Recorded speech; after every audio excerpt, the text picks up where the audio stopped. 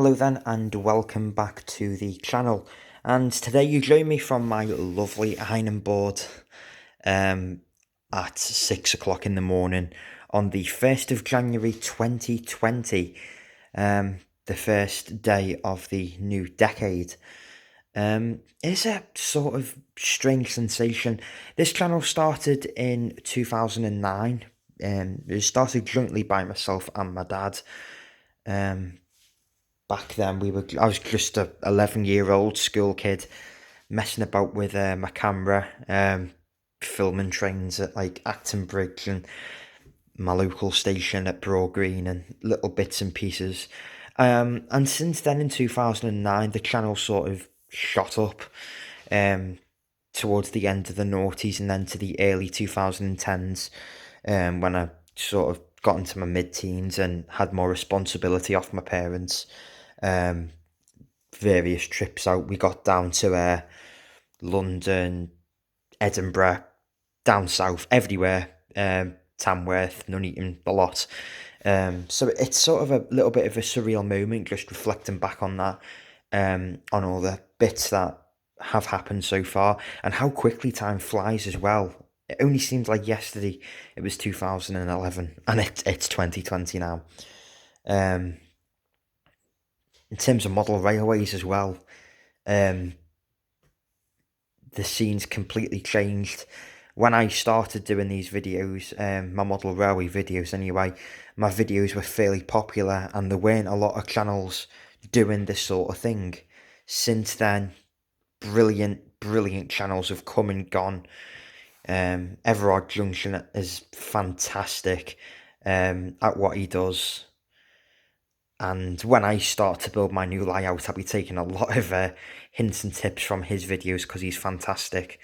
And other little channels that have been and gone, such as Glebro Junction, and IC82 as well, who's still going. I know he's took a little bit of a break, but there's loads of great channels that have been, that are still going, that have come and gone. The scene's sort of really changed over the past 10 years, and it's been great to be a part of, more towards the earlier end of the 2010s, sort of the late noughties. I sort of dropped off and did my own little thing, as you do when you get into your teens, but it's good to be back, and it's nice to know that the hobby's still going really strong in terms of model trains. Stronger than it's ever been, I think, personally. The new channels that have come out as well are fantastic. I'm not going to name them all because there's just that many of them. But it's really nice to see that we've still got our community going after all this time, and it's getting stronger and stronger and taking on more technology over the years, and the models are getting better. I'm really excited for what's coming throughout the next decade. We've got new 91s, new 802s, 800s, and a lot more to come. The scene in general, the UK rail networks, in a real big period of change right now, in terms of traction changeovers. The early sort of 2000s, we had the end of a lot of the old British rail stock, the slammers down south, West Coast Main Line, push-pull sets, HSTs, the first sort of segment of them went. And then you had like the second stage of BR stock that sort of continued on, like HSTs on the East Coast, the 91s, Great Western HSTs, that's sort of going now as well. And we're getting into a stage now where we're getting trains that are built really up to date, but they're ordered by privatised companies for privatised companies, and it's just nice to see various different technologies coming into play. I know I've gone off on a tangent now, but with the change in sort of traffic on the real network, it's safe to say that the models that we're getting in 007 scale and N scale and O scale and whatever are going to change too. I'd be very surprised if in 10 years' time we still don't have models of the TPE 802s, of the Thameslink 700s, the Greater Anglia flirt stock, and whatever else is to come. So it's great to see. This model, I'm going to get back onto the topic now because I think I've gone off long enough. This is a model that I purchased early 2019.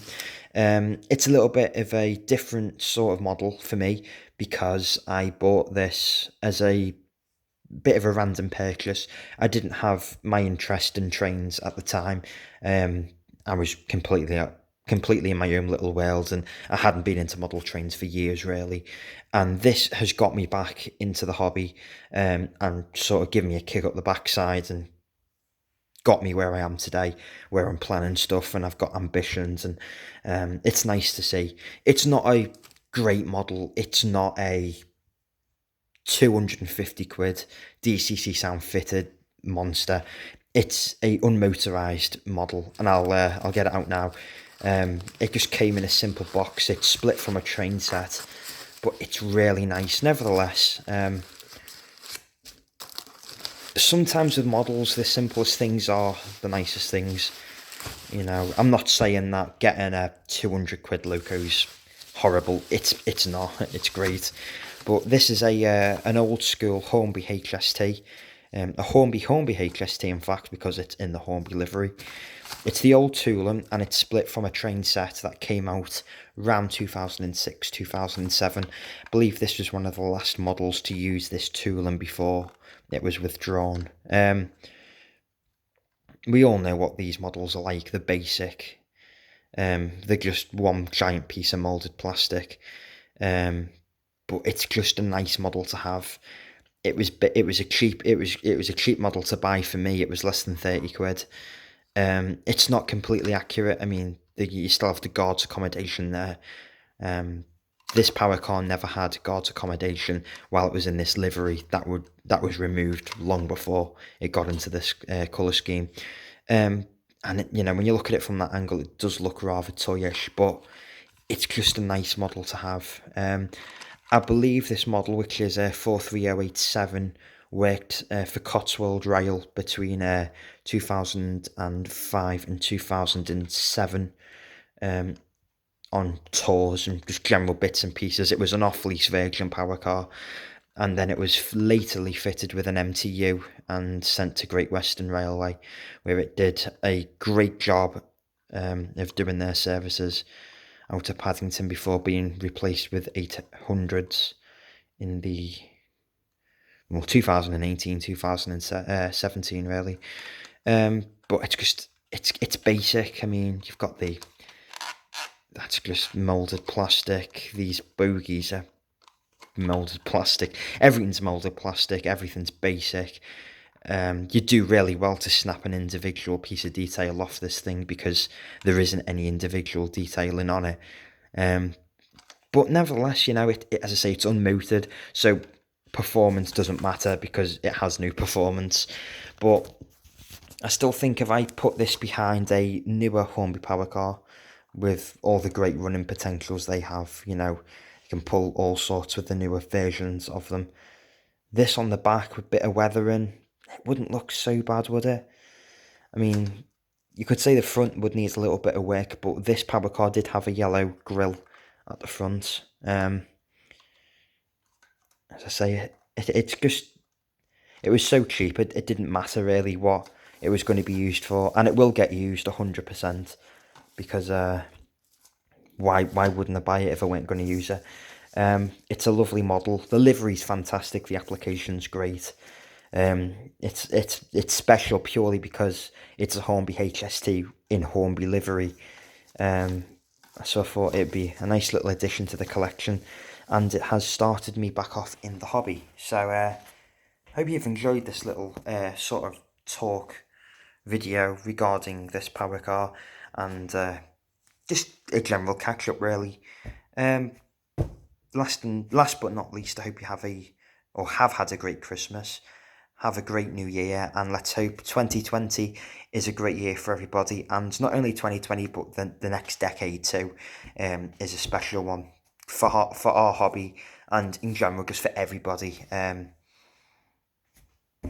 Have a great time, and I'll see you in the next video. So thanks for watching. Cheers.